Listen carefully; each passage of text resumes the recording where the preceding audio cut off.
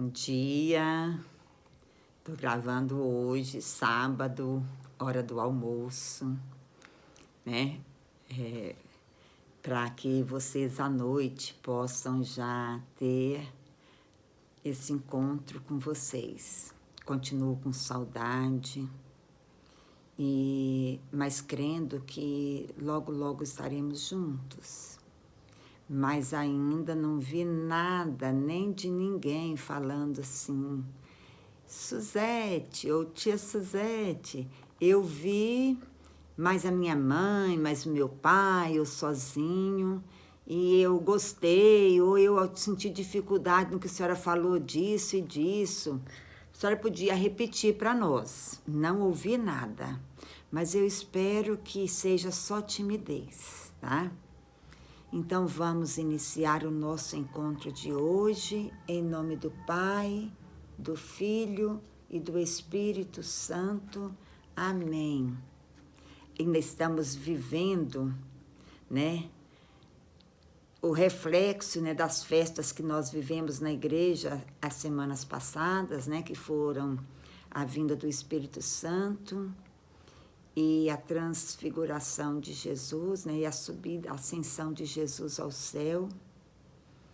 É a ascensão, não transfiguração, e a ascensão de Jesus ao céu.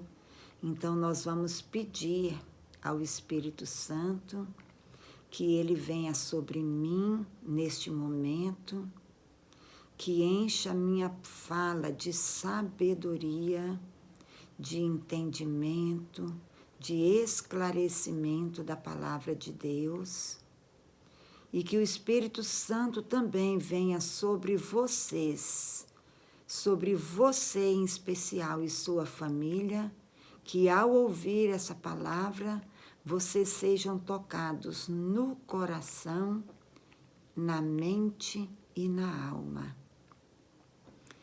Vem, Espírito Santo, vem iluminar. Vem, Espírito Santo, vem iluminar. O nosso encontro vem iluminar. Nosso coração vem iluminar. Vem, Espírito Santo, vem iluminar.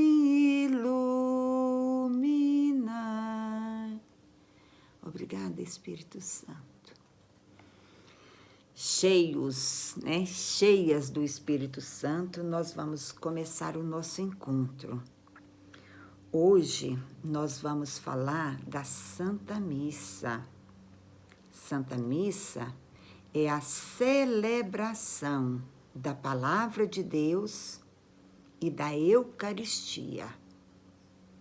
Então, olha, missa é o lugar que nós vamos celebrar a Palavra de Deus, ouvir para entender melhor, para ter mais força nessa caminhada, e a Eucaristia que nós vamos lá para receber e para voltarmos mais forte, não só fisicamente, mas espiritualmente.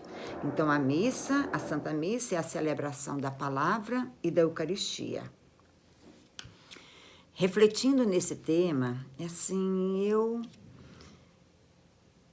pensei e eu posso dizer, não é doutrina, não é coisa assim que a igreja propaga, mas eu senti que a nossa primeira missa, eu posso dizer que a nossa primeira missa aconteceu na última ceia de Jesus, com seus amigos mais íntimos, os apóstolos. Jesus pediu que eles preparassem o local para eles celebrarem a Páscoa antecipadamente, porque ele sabia, porque os judeus iam celebrar a Páscoa no domingo, no sábado, né? Os judeus iam celebrar a Páscoa no sábado, e ele não ia estar presente com os apóstolos para celebrar a Páscoa junto com eles. Então, como ele antecipou a Páscoa. O que era a Páscoa? Os judeus celebravam a Páscoa, que era a passagem da escravidão do Egito para o retorno à casa, a Jerusalém. Então, eles celebravam esta passagem da escravidão para a casa deles, para a liberdade. Como Jesus sabia que não estaria mais no meio deles, e também Jesus sabia que aquela Páscoa para eles não teria mais sentido, essa Páscoa dos judeus, porque ele iria celebrar na Sexta-feira Santa a verdadeira Páscoa, porque ele ia realizar com os apóstolos, com toda a humanidade, com todos os filhos de Deus, uma nova e eterna aliança. Então, a Páscoa dos judeus era a passagem da escravidão para a liberdade. E a Páscoa, depois do sacrifício de Jesus, era a Páscoa da passagem do pecado para a graça, porque Jesus, ao derramar o seu sangue, ele nos deu a graça do perdão, a remissão dos pecados. Ele nos deu a graça da vida eterna. Ele, no sacrifício da cruz, ele fez mais uma aliança, só que uma aliança com seu próprio sangue, por isso que ela é eterna. Essa aliança foi selada na cruz, com seu sangue. As outras alianças, anteriormente, elas eram celebradas com sangue de animais, com outros símbolos.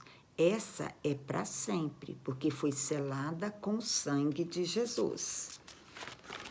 Então, Jesus, nessa última ceia que ele realizou com os apóstolos, o que aconteceu lá? Era costume, né, de ter os pães ázimos, o vinho. Então, depois de toda a refeição, quando já no fim da refeição, Jesus pegou o pão, ele pegou o pão, olhou para o céu, rendeu graças a Deus e abençoou o pão e repartiu entre os apóstolos e disse: isso não é mais pão, este é o meu corpo que será entregue por vós.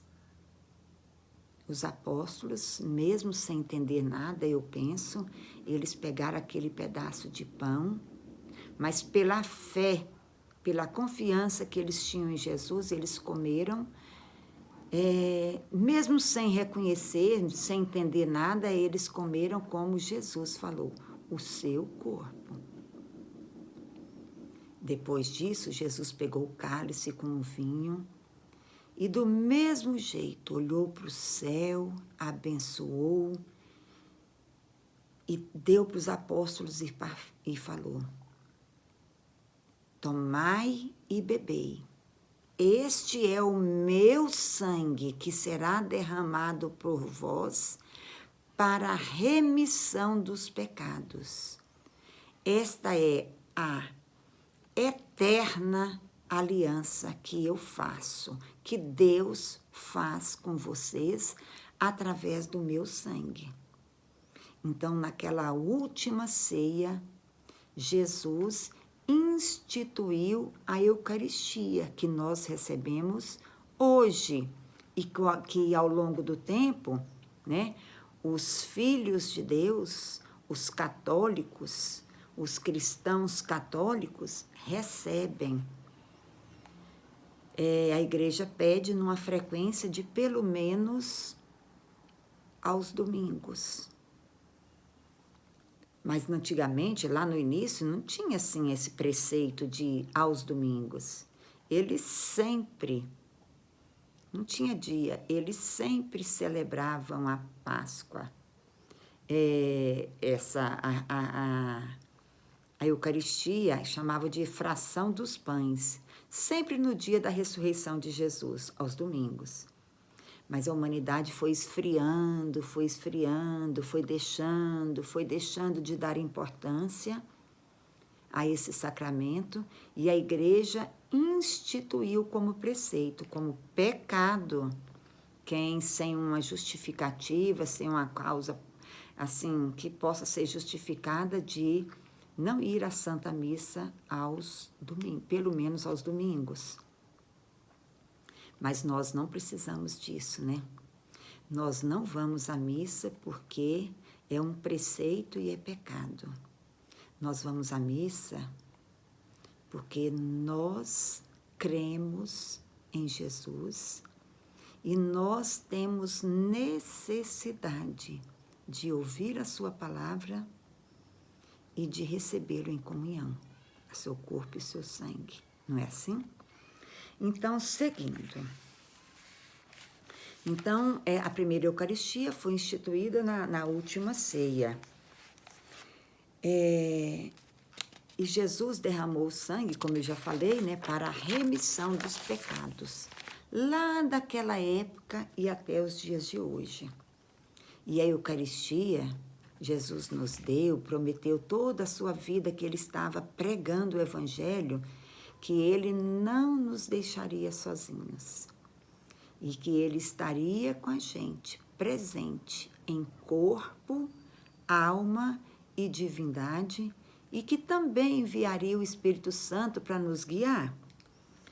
Então, a missa é uma festa da comunidade cristã. E quem são os convidados para essa festa? Toda festa tem convidado, né? Aquela primeira, os convidados eram os amigos íntimos de Jesus. Hoje, quem é convidado? Os amigos de Jesus. Será que eu sou amiga de Jesus? Eu sou convidada. Mas se ainda não sou, quem é convidado? Os que querem ser amigos de Jesus.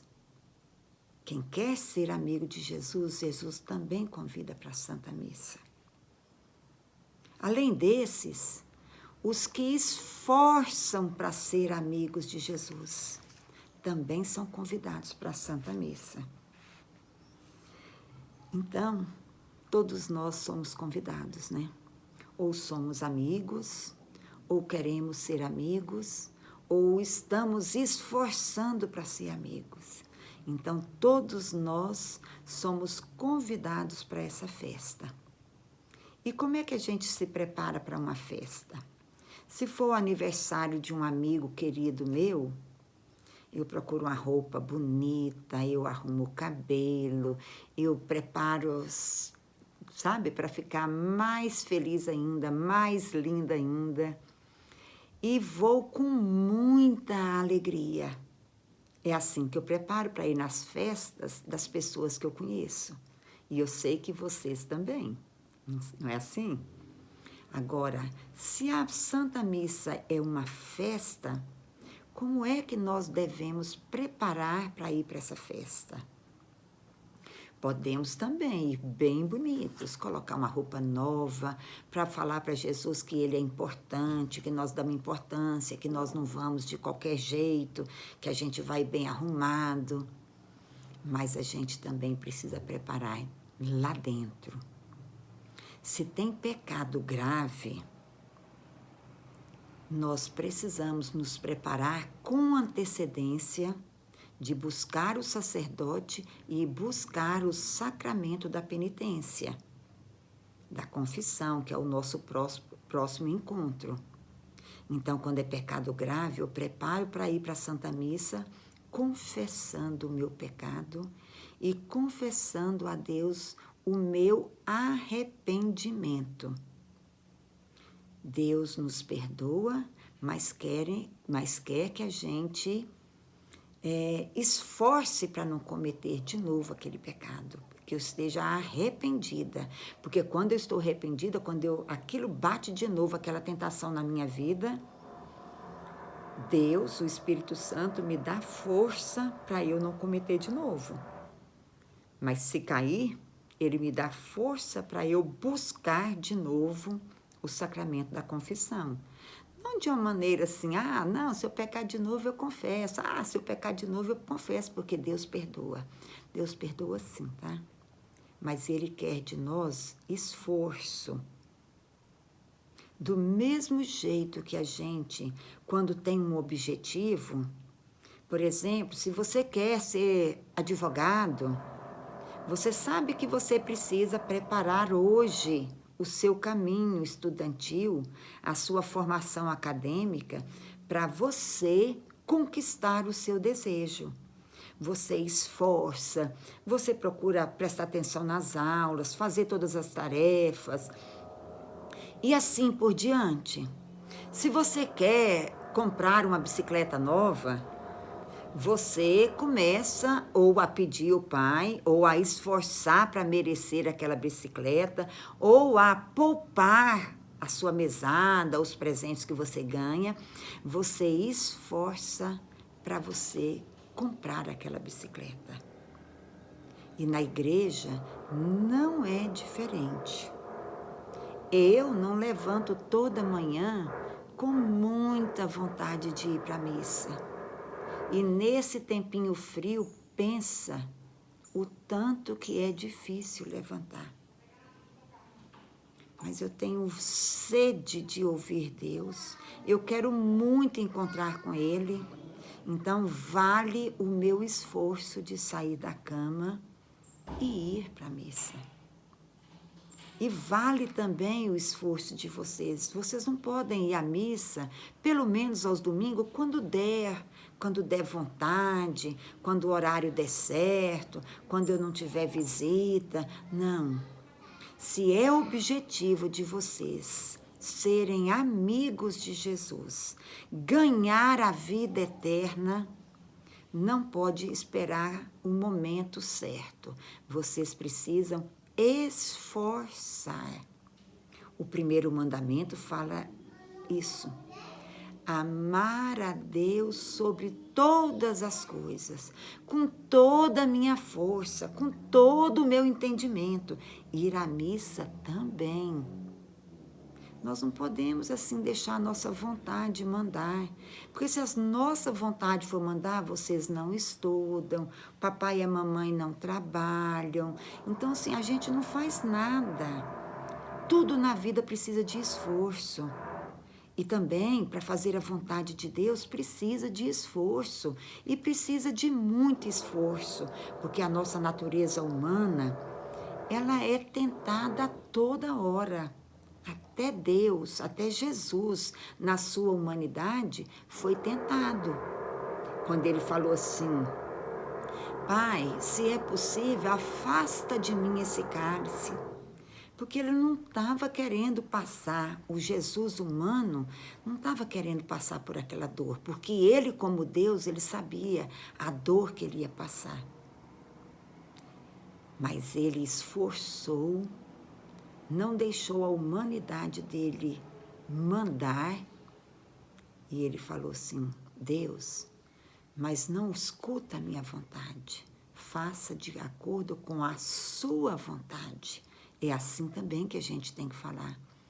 Jesus, eu estou numa preguiça de ir hoje à missa, tá frio, tem aquele futebol, hoje vai passar um filme, ou alguma outra coisa, meus amigos vêm aqui para casa.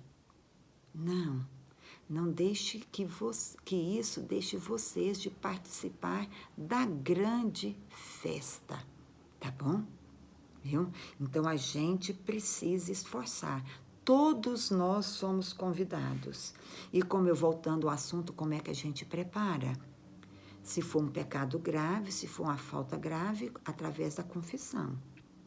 Mas se for aqueles pecados mais leves, que a gente cai toda hora, mas a gente arrepende toda hora, uma preguiça, uma vontade de falar não para o meu amigo, para minha mãe, e eu me arrependi e voltei atrás, então basta eu me preparar com alegria. Ir para a missa com alegria, segundo a palavra de Deus, fala assim, que alegria quando eu ouvi que me disseram, vamos à casa do Senhor. Então, assim, que vocês preparem para ir para a missa com alegria. Chega um pouquinho antes, desliga do celular, daqueles pensamentos e coloca na presença de Deus, de preferência ajoelhado, mas se não quiser, sentado, de cabeça baixa. E você vai conversar com seu melhor amigo. Conta das alegrias da semana ou do dia. Conta das dificuldades que vocês viveram, das tentações que vocês viveram e como é que vocês saíram dela. Pede o Espírito Santo para vir fazer em vocês morada, para que vocês sejam mais fortes para falar não para as tentações. Pede o perdão de Deus, recebe a graça do perdão e coloca todas as suas intenções naquela festa, intenção de ser feliz, de ser forte, de ajudar os outros, de fazer a vontade de Deus e participe da missa como se fosse única, a última. Preste atenção no que o padre está falando, preste atenção no que Deus está falando com você. Esquece aquela vontade, toda vez que você voar lá para o seu futebol ou na prova que você tem que fazer, volta de novo para Deus e concentra. Pensa, Deus, toma conta desse conteúdo que eu tenho que estudar, mas deixa eu ficar aqui, permite que eu fique aqui e te escute hoje para que eu possa ser melhor quando sair daqui. Você está preparado. Então, não vamos assistir à missa de qualquer jeito. Então, agora nós estamos sabendo o quanto a missa é importante, né? Não é uma coisa assim de qualquer jeito, que a gente vai porque a gente está acostumado, porque a mamãe obrigou, porque a tia Suzete, a tia Letícia falou que tem que ir, porque se não for a gente não crisma. Nada disso, tá? Nós vamos à missa porque nós temos desejo. Então, nós estamos preparados e nós vamos. Deixa eu ver mais o que eu preparei para falar com vocês. Aí, durante a missa, deixa eu colocar para vocês. A missa, ela é formada por partes, igual vocês viram lá no exercício que vocês fizeram do quinto encontro. Tem a oração inicial, tem a liturgia, que nós ouvimos a palavra, tem a homilia, que o padre explica para a gente a palavra de Deus, ou leva a gente a refletir naquilo que a gente vive. Aí chega o grande momento, a oração eucarística. E essa oração, ela não é uma repetição do sacrifício de Jesus.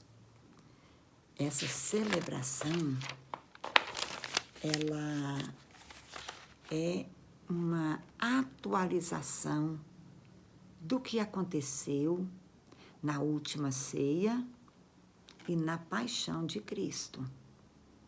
Quando Jesus pediu assim, na última ceia, façam isso em memória de mim. Então, ele pediu para que fosse celebrada, não novamente. Não é uma repetição daquilo.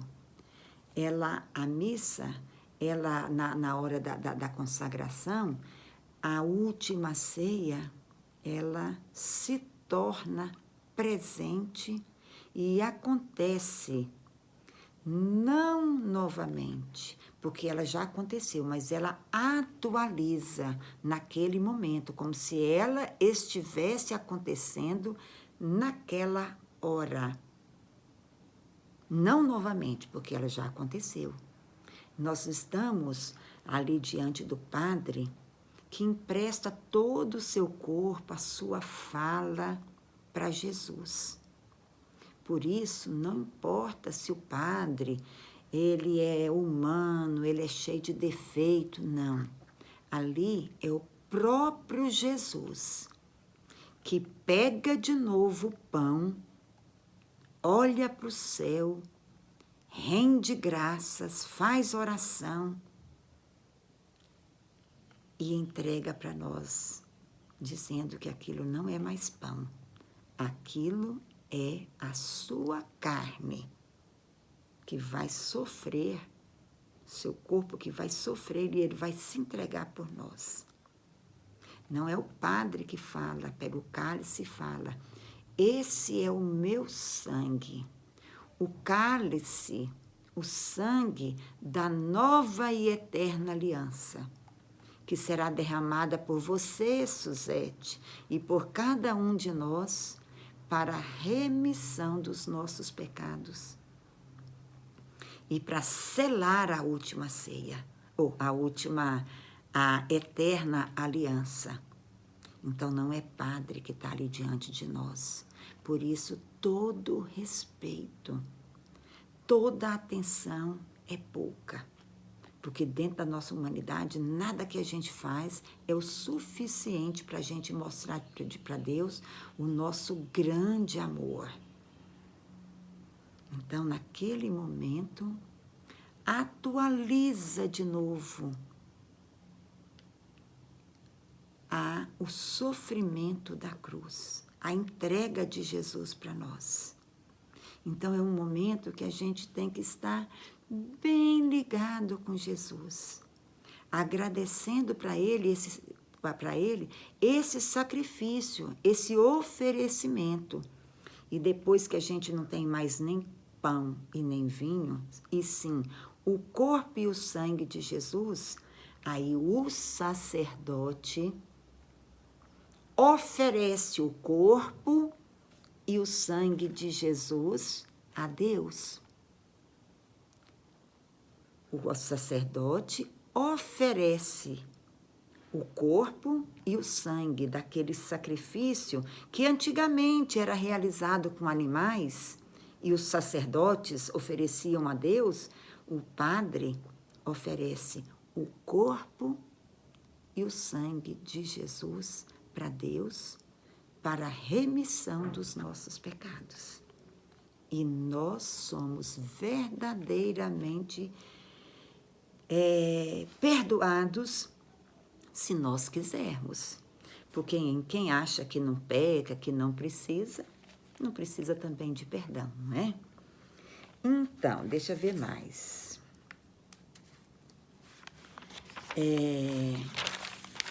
Agora, como é que eu acredito que ali é pão, que não é pão e não é vinho, é corpo e sangue? Lembram que eu pedi para vocês no encontro anterior, para vocês pesquisarem os milagres eucarísticos? Se vocês pesquisaram, vocês vão ver que foi comprovado pela ciência que era sangue e era carne. Ainda mais, a ciência comprovou que era carne, era músculo do coração.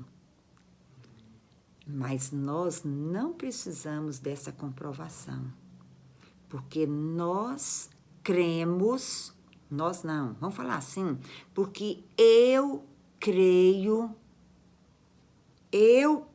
na palavra de Deus. Eu creio na palavra de Deus. E Jesus falou, isto é o meu corpo, toma e coma.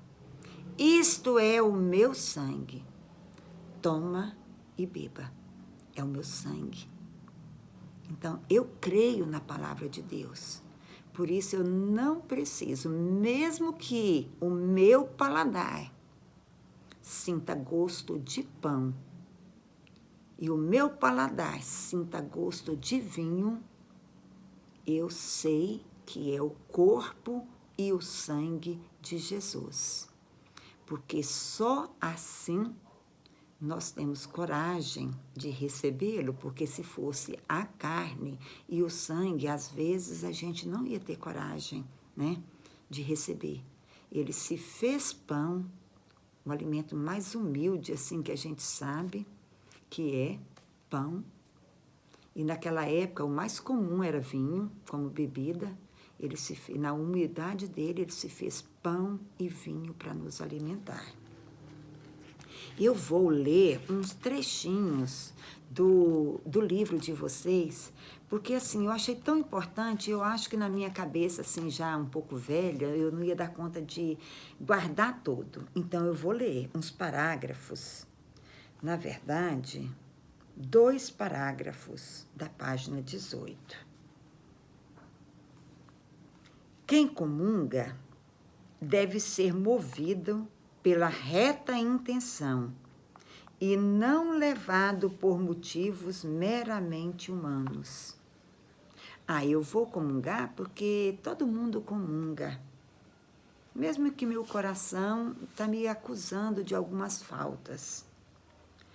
Eu vou comungar porque todo mundo vai me ver na fila e vai achar que eu gosto de rezar, eu posso comungar porque eu não tenho pecado. Vaidade. Porque eu tenho que agradar a mamãe, porque senão ela pensa que eu fiz alguma coisa errada, e se eu não for, ela vai querer ficar sabendo. Não.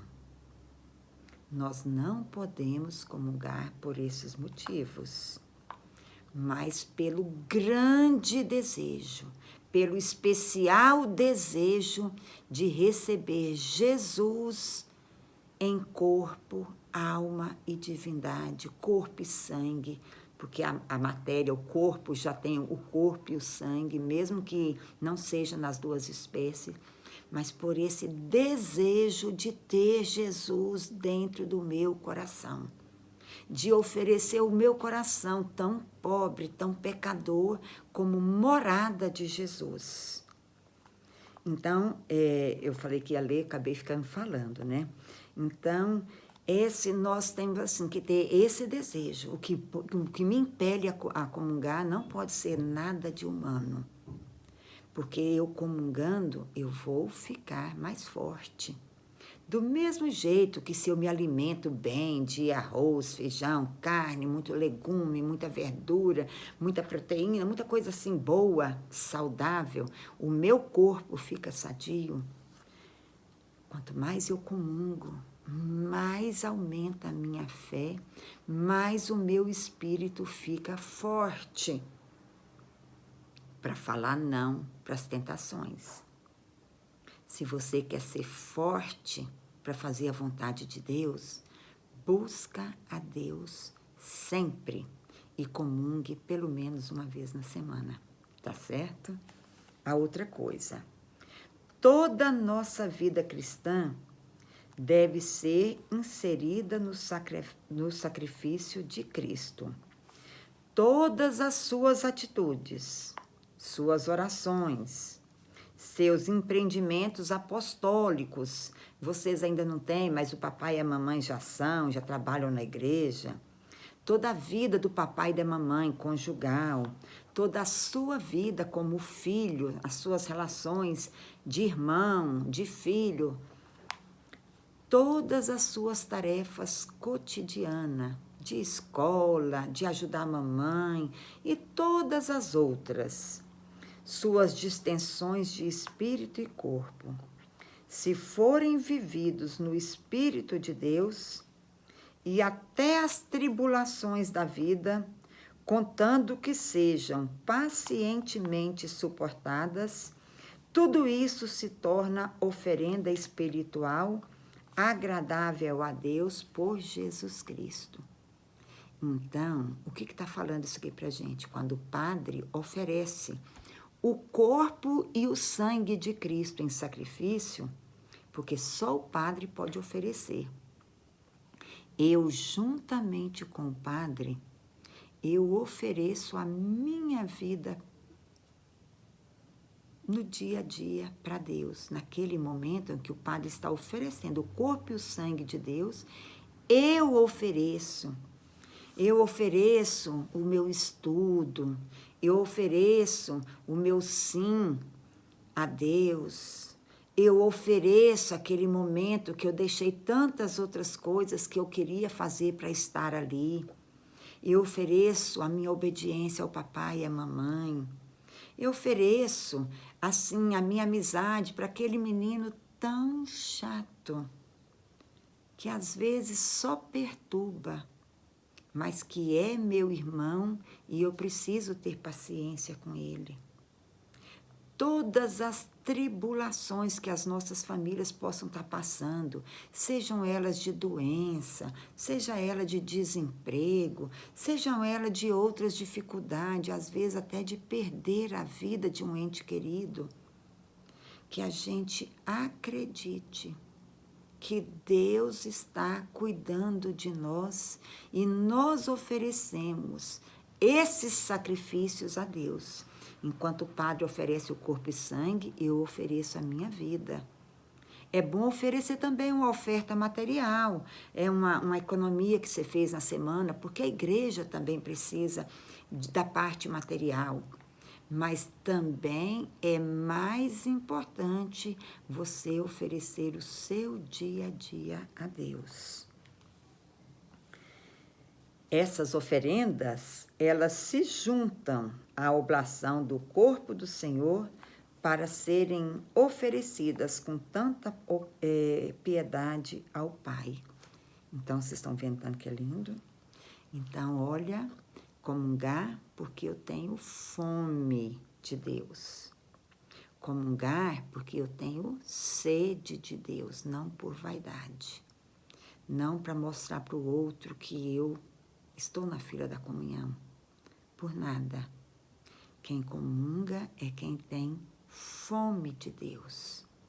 Ele é pecador, ele é fraco, não são os santos. Porque os santos já estão com Deus, né? Eu já falei isso. Quem vai na fila da comunhão são os pecadores, que têm sede e fome de Deus. Para finalizar o nosso encontro, desculpa porque estendeu muito, mas eu sou faladeira, né?